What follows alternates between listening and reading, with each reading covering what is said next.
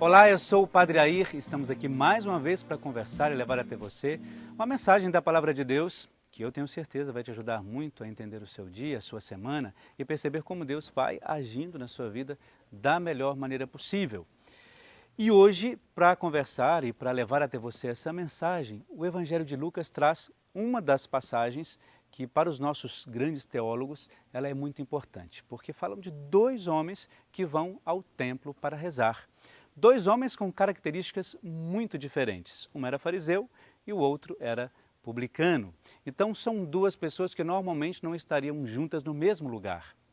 Segundo, cada um tem uma maneira de olhar e ver Deus. E cada uma dessas duas pessoas também tem uma ideia de como Deus as vê.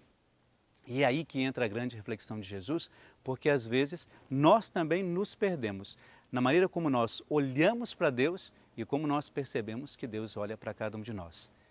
E quando a gente pensa em tudo isso, a gente começa de fato a perceber, olha, essa visão que talvez eu tenha de Deus seja equivocada ou não seja a melhor ideia que a gente deva ter. É por isso que nesse evangelho, esse grande fariseu, ele acha-se, pela sua oração, muito mais merecedor da graça de Deus ou da vontade de Deus para a sua vida do que aquele publicano.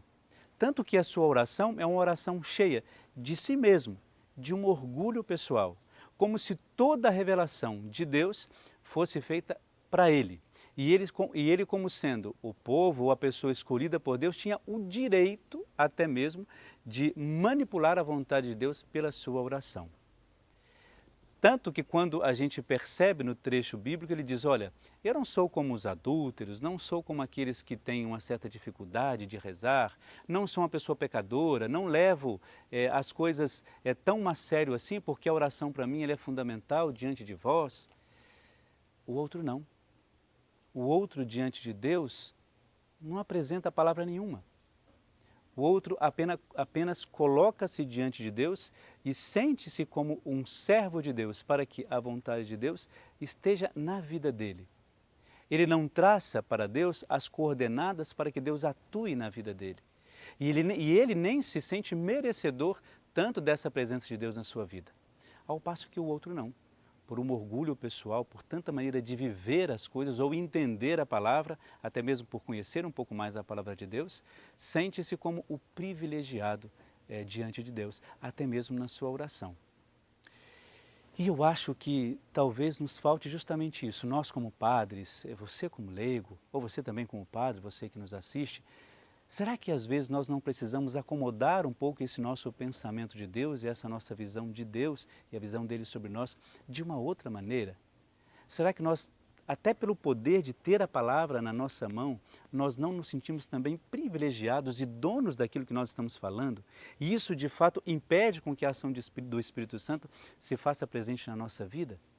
A gente precisa sempre avaliar, reavaliar e entender que assim as coisas podem funcionar. Deus é sempre e será maior do que todas as nossas expectativas, até mesmo aquelas que nós temos em relação a Ele. Se a gente não pensar, avaliar, olhar melhor tudo isso, e eu diria avaliar, porque a gente precisa sempre disso, nós nunca teremos de fato a certeza, ou pelo menos a ideia, de que este caminho que nós escolhemos é o melhor. Quando a gente avalia, a gente cede a Deus a possibilidade de estar no nosso coração. A gente cede, dá a Deus, olha, entre na nossa vida e no nosso coração com aquilo que é mais precioso do Senhor, fazendo com que a nossa vida de fato seja um pouco mínimo, um reflexo daquilo que Ele quer de cada um de nós. Por isso, ao tomar esse evangelho de hoje, essa citação do trecho do evangelista Lucas, vamos pensar bem sobre isto.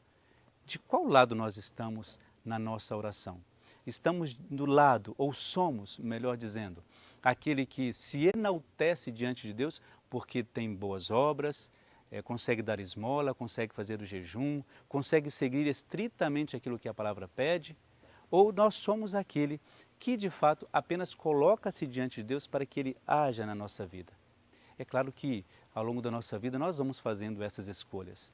É claro que nem sempre a gente consegue fazer ou cumprir aquela reta intenção que nós temos diante das coisas. mas pelo menos ao longo daquilo que nós vivemos, nós vamos realizando pouco a pouco cada uma dessas coisas. A palavra de Deus, ela pede isso de nós. Eu até diria, ela exige isso de nós. Até que ponto nós estamos dispostos a cumprir isso que a palavra de Deus pede de nós? Vamos pensar, avaliar, olhar um pouco melhor e entender que Deus só pode fazer essa ação se a gente permite. Se a gente não permite, não tem como Ele fazer isso acontecer em nós.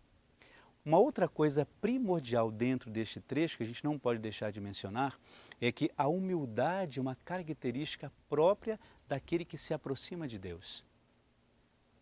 Quando eu levo aquilo que eu sou antes da ação de Deus, a humildade deixa de existir na oração. E é isso que a gente tem refletido aqui. Quanto mais eu me torno humilde diante da oração, mais a minha entrega é real e ela é verdadeira. Quanto mais eu me disponho ou me disponibilizo de mim mesmo, despojo de tantas outras coisas, eu de fato deixo espaço de Deus. Aliás, deixo um espaço para que Deus aconteça na minha vida.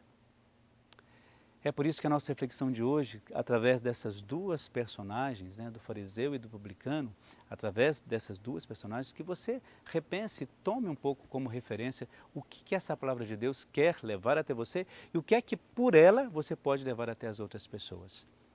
Às vezes a gente tem essa dificuldade de compreender aquilo que Deus de fato realiza em cada um de nós. Até mesmo os desígnios que Ele vai traçando e mostrando a cada um de nós ao longo dos acontecimentos, a gente tem dificuldade de perceber. É porque talvez falte essa humildade daquele que foi até o templo, de fato, para se encontrar com Deus e deixar de fato que Deus pudesse fazer alguma coisa na vida dele. Ao contrário daquele que foi ao templo para se encontrar consigo mesmo. E Deus era apenas um pequeno detalhe daquilo que ele poderia ou iria fazer naquele templo. A nossa ação nesse momento, ou a nossa, eu diria, disposição interior, é muito maior do que tudo isso. Porque é ela que vai direcionar esse nosso encontro com Deus. Lembra que a gente reflete aqui sobre essa questão do coração, e a gente já falou isso aqui? O nosso coração tem que estar disponível porque ele que vai norteando esse nosso encontro com Deus. Todas as vezes que isso for, de fato, a referência para cada um de nós, esse encontro vai ser real, verdadeiro e justo de fato. Num dos momentos da nossa oração aqui, a gente falou sobre isso. Quando você for se encontrar com Deus, deixe que o seu coração vá primeiro. Não coloque nada na sua mente e não fique traçando normas, momentos. Entregue-se e coloque-se diante de Deus. Por isso convido você a pensar nisso. Traga essa reflexão para o seu coração. Veja como a palavra de Deus, a partir dessas duas personagens da leitura de hoje, de fato te levam a fazer esse encontro com Deus. E certamente, se você obedece ao seu coração nesse momento de oração, você vai ver o quanto de fato isso é importante para você, principalmente para as pessoas que estão ao seu redor. Em nome do Pai, do Filho e do Espírito Santo. Amém.